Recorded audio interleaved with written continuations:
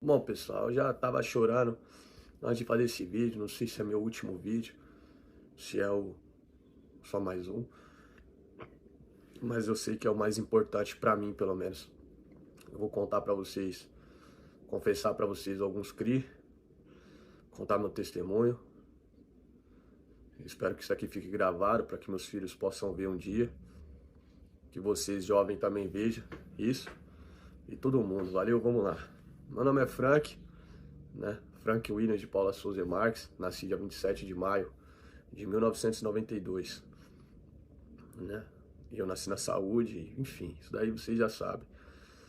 Mas o que eu quero contar pra vocês é coisas que eu nunca contei em relação à minha infância. Quando eu era pequena, meu pai não tinha muitas condições. A gente morava em São Paulo ainda, na casa do finado Erivelto, primo do meu pai. Era um cômodo só, né?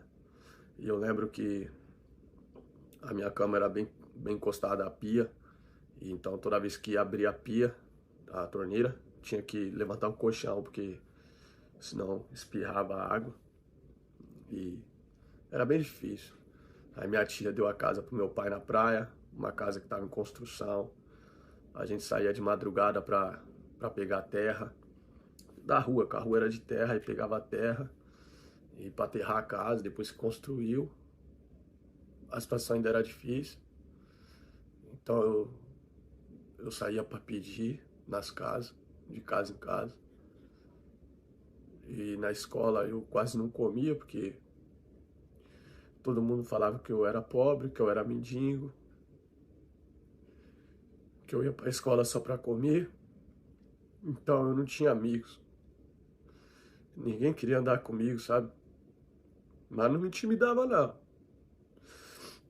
Me xingava, eu xingava também. Vinha de bullying, me bateu, eu batia também. Mas a verdade é que eu não comia, porque eu ficava pensando, eu vou comer, meus irmãos em casa sem comer, mano. Não é justo, né? Até quando eu pedia e ganhava as coisas nas casas, eu não comia. Quando eu ganhava bolacha, Danone, eu não comia, porque tinha meus irmãos em casa. Eu sempre fui um filho prestativo. Eu tinha tudo para ser uma pessoa boa. Eu tinha pai, mãe. Tinha maior orgulho disso na escola, tá ligado? Porque era a única coisa que eu tinha mais, às vezes mais do que alguns amigos, né? Eu tinha pai e mãe, então quando tinha reunião ia meu pai e minha mãe, mano. Era da hora. E meu pai vendia sorvete, né? Quando tava sol. Vendia sorvete numa empresa chamada Frutiverão, lá em Itanhaém. E falou, né, pra mim. Me ajuda com seus irmãos, Frank. Você é meu filho. Você tá aí pra ajudar seu pai, você tem que ajudar seu pai. Então a gente ia pra praia com ele ia empurrando o carrinho de sorvete. E eu, o Betinho, a Pamela, a Ana, né, nós quatro. Os outros dois eram muito pequenos. A gente ia pegando latinha, né? E para disfarçar para meus irmãos e para não ficar aquele clima de que tá catando latinha, né? A gente fazia competição de quem pegava mais latinha. Era bom, pessoal. Por mais difícil que pareça, era bom, porque nós era unidos.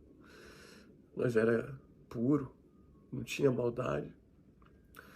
Uma vez eu achei um relógio lá, acho que era do cara, ele falou que era dele. E eu não peguei, eu só falei, eu achei, eu fiquei mostrando, até apareceu um cara e falar que era dono. E o cara foi e me deu uma porção de camarão ainda. Enfim. E era assim nossa vida, até o dia que minha vida mudou da água pro vinho, quando minha tia tomou a casa da gente, minha tia Adélia, o nome dela. Ela tomou a casa, pôs nós pra rua. O juiz deu 2 anos pra nós sair, meu pai saiu em 2 semanas. Meu pai era orgulhoso demais. Baiano chucro, velho. Tinha moro com ele, não. E nós saímos, meu pai só tinha um Passat. Meu pai trocou um Passat verde num barraco de madeira, de frente pro mangue. De noite parecia que os pernilongos te levantava da cama e te soltava. de tanto porvinho e pernilongo que tinha.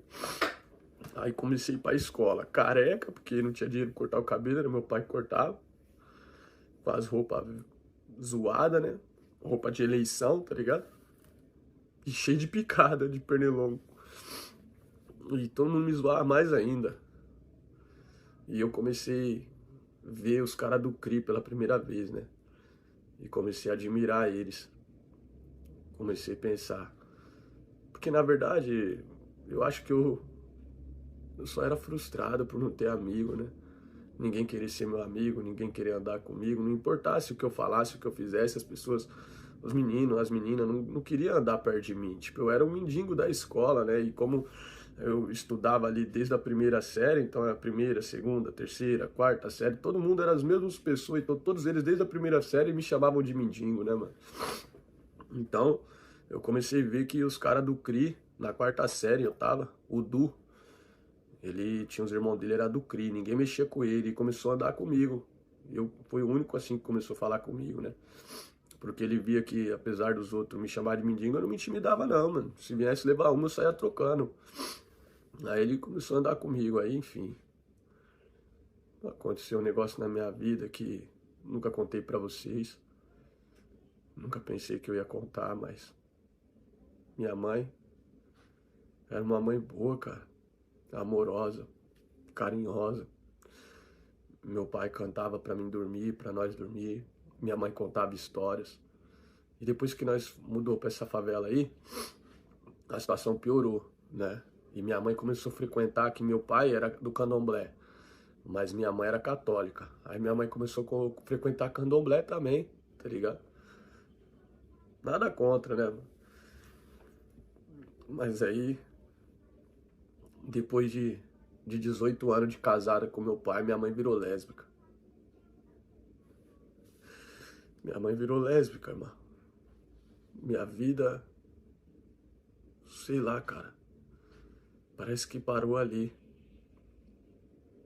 Parece que parou ali, irmão. Porque do nada eu não tinha mais minha mãe, nem meu pai, nem ninguém, mano. Porque meu pai entrou em deprê. Tomou 30 de azepam, tentando, né?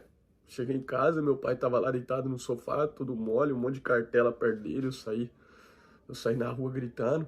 Aí o Bola, de novo o Bola. Mesmo que vendeu o barraco de madeira pra nós. Ele pegou meu pai no colo assim, ó. E colocou no carro e levou pro hospital. Meu pai ficou internado, teve que fazer lavagem, sobreviveu. E nisso meu pai só vivia triste, mano. Meu pai só chorava. E eu ficava tentando fazer eles voltar, mas nada dava certo. E com esse problema, né, um problema, né, querendo ou não, do meu pai e da separação, eles ficaram tão intertidos entre eles que os filhos foram, querendo ou não, negligenciados, né? Porque meu pai em deprê, então a pessoa em deprê, meu pai não comia, meu pai não falava, meu pai não fazia nada, né? Tava vegetando. Minha mãe, um problema com álcool, né? Problema com álcool. Por isso que eu nunca fui desses negócios, mano. O álcool acabou com a minha infância, mano. Acabou com a minha família. E eu vivi minha vida inteira tentando ter aquela família de novo, tá ligado? A família que saía pra pegar latinha. A mãe que cantava pra mim dormir. E nunca mais eu tive aquilo, irmão. E com isso, né? O tempo foi passando, eu fui pra FEBEM. Fui pra FEBEM porque minha mãe me entregou pra polícia. Porque eu corri, fugi, me escondi. E minha mãe falou pro polícia onde eu tava. E eu fui preso. Fiquei 1 ano preso. Minha mãe me via como um problema, porque eu queria na mulher que tava com ela, né? Inclusive eu cheguei a dar uma faca na cabeça dessa mulher. Mas ela não foi, não, ela sobreviveu. E então minha mãe me via como um problema, mano. Um filho que pedia de casa em casa para ajudar virou um problema. Um problema que ninguém queria por perto, só meu pai. E com o passar do tempo, na FEBEM, meu pai ia me visitar. Toda visita, meu pai...